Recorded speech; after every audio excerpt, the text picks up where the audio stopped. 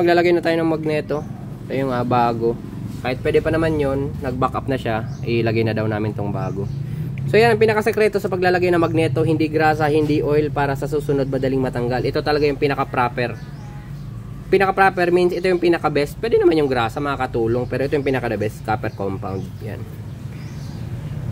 Yan, mga ano yan.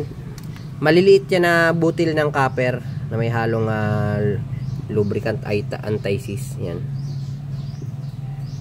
Ilalagay nyo yan dyan. Kasi ang pinaka-purpose nito, ito yung magpapagitna sa surface ng sigunyal at saka ng magneto. Para kahit kalawangin, alam naman natin ang copper hindi kinakalawang, kaya andyan lang yan.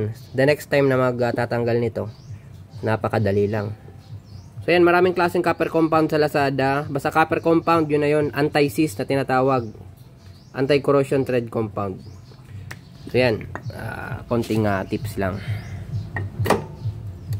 And thank you.